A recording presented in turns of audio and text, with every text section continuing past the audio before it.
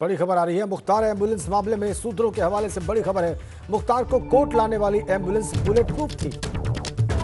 Ambulance हमेशा jail में रहती है। एम्बुलेंस को मुख्तार के लोग ही चलाते हैं। बड़ी खबर,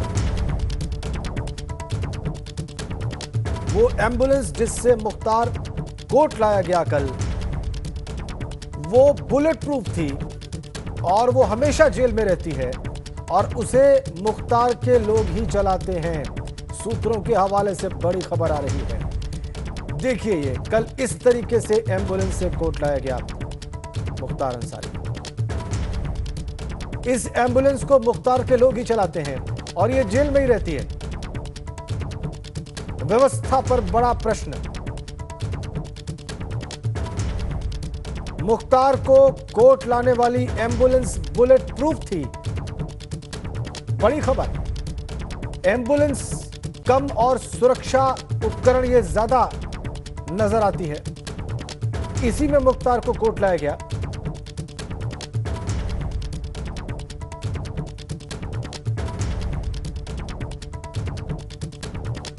हमारे सहयोगी चैनल एबीपी साझा के संपादक जगविंदर पटियाल साहब इस वक्त हमारे साथ फोन लाइन पर है। जगविंदर, ये सारा विषय क्या निकल कर आ रहा है? किस तरीके से इस एम्बुलेंस से लाया गया? कैसे ये जेल में रहती है? बुलेट प्रूफ कैसे है?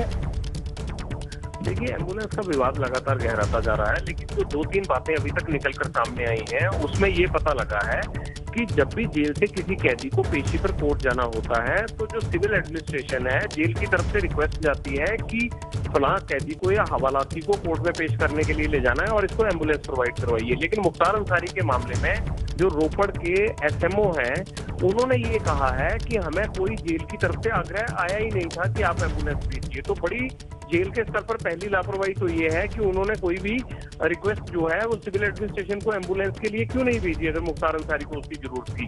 दूसरा सवाल ये है कि ये एम्बुलेंस यूपी नंबर की कहां से आई, क्या ये बुलेट प्रूफ है, नहीं है, और किसकी इजाजत से जेल अथॉरिटीज ने मुख्तार अंसारी को मोहाली की कोर्ट में भेजने के लिए इस एम्बुलेंस में बिठाया। बिल्कुल। तो जेल अथॉरिटीज को इस बात का जवाब देना होगा। तो इस तरह की बातें निकल कर आ रही है कि मुख्तार अंसारी जेल से अपना ही तंत्र चला रहा था और बहुत सारे जो सरकारी डिपार्टमेंट है वो उसके इशारे पर काम कर रहे थे। ये बहुत बड़ी बात आप बता रहे हैं जगविंदर, ये बहुत बड़े सवाल हैं। जेल अथॉरिटीज कुछ कहने को तैयार है? जेल अथॉरिटीज ने कल टेलीफोन पर जेल मंत्री ने भी बात की मेरे से, जेल के एडीजीपी ने भी बात की, लेकिन वो दोनों अपनी सारी बला जो है वो सिविल एडमिनिस्ट्रेशन के गले डालते हैं। और सिविल एडमिनिस्ट्रेशन ये कहता है कि हमारे पास अगर कोई रिक्वेस्ट आएगी तो हम एम्बुलेंस क्यों नहीं भेजेंगे, और हमें यूपी नंबर की एम्बुलेंस भेजने की क्या जरूरत है? अगर कोई करेगा तो हम पंजाब नंबर की भेजेंगे। हमारे पास जब यूपी नंबर की है ही नहीं तो हम यूपी नंबर की एम्बुलेंस क्यों वहां भेजेंगे? बात यह है कि मुख्तार अंसारी जिस गाड़ी में, जिस एम्बुलेंस में सफर करना चाहता है, जिसमें उसके हिसाब से उसको इंतजामात मिलते हैं, उसमें कर रहा है। और अगर वो ऐसा कर रहा है तो ये किसी साधारण कैदी के लिए नहीं होता है।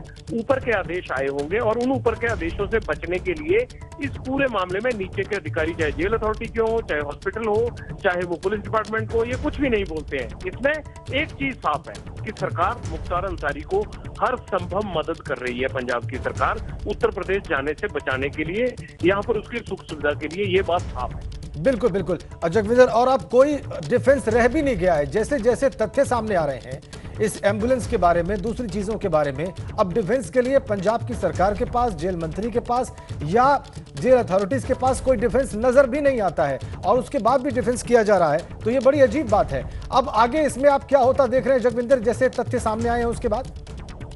देखिए, अंसारी की ये जो पूरा तंत्र बुना गया ना, इसमें कई जगह छिद्र है और जेल अथॉरिटीज और पंजाब सरकार जितना मर्जी कोशिश कर ले, इन छिद्रों को भर नहीं सकती।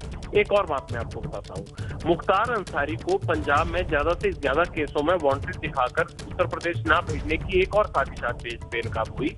2014 में रोपड़ की मोरंडा सब डिवीजन में एक प्रवासी मजदूर का कत्ल हुआ था और 5 साल बाद 2019 में उसी केस में एक केस डायरी लिख के पुलिस ने मुख्तार अंसारी को उसमें आरोपी बना दिया 120B के तहत, यानी हत्या की साजिश के तहत।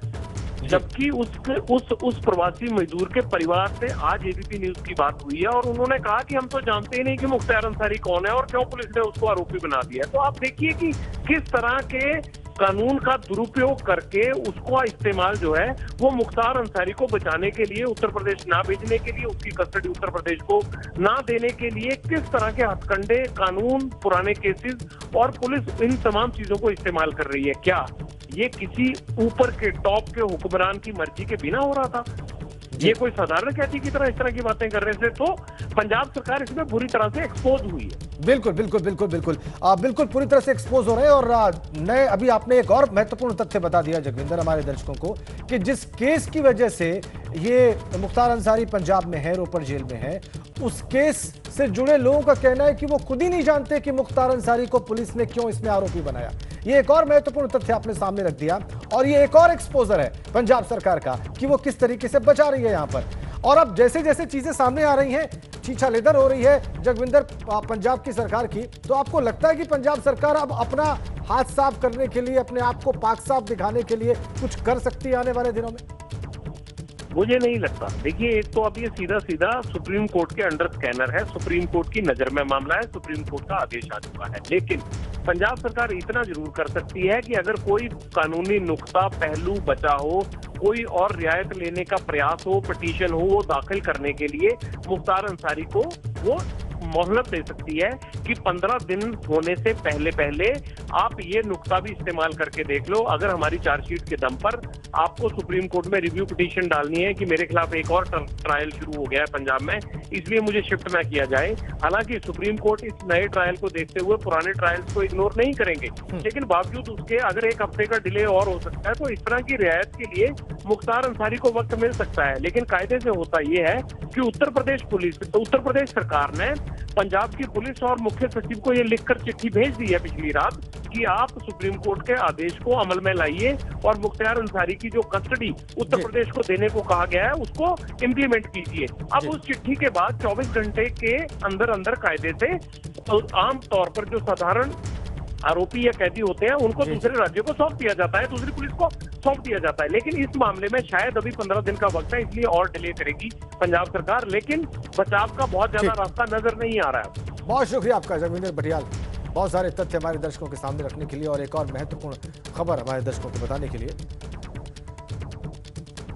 और मुख्तार की एम्बुलेंस को लेकर एमएलए अलका राय ने प्रमुख सचिव से शिकायत की है।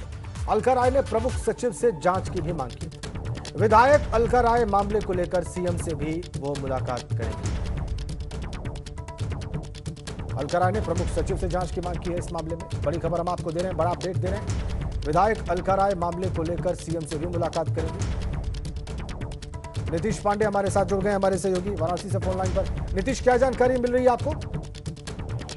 राकेंगे, आपको बता दूं कि जिस तरह से ये पूरा मामला सामने आया है, मुख्तार अंसारी की एम्बुलेंस को लेकर जो मामला सामने आया है, इसे लेकर कृष्णानंद राय की अगर बात करें तो विधायक जो जिस मामले को लेकर लगातार बातें सामने आ रही थी, जो विधायक है अलका राय, उन्होंने इसे लेकर प्रमुख सचिव को ट्वीट किया, ट्वीट कर और इस पूरे मामले को लेकर शिकायत की। आपको बता दें कि इस पूरे मामले की जांच की मांग कर रही है अलका राय। इसके साथ ही अलका राय इस मामले को लेकर मुख्यमंत्री से भी मुलाकात करेंगी और उसके भी इस मामले की जांच की मांग करेंगे। पूरे जब मामला जैसे ही सामने आया है, पूरे राजनीतिक महकमे में, बनारस सहित पूरे पूर्वांचल के राजनीतिक महकमे में हलचल है। बिल्कुल ठीक बात है और वो साफ साफ दिखाई दे रही है, समझ में आ रही है। नीतीश, बहुत बहुत धन्यवाद आपका।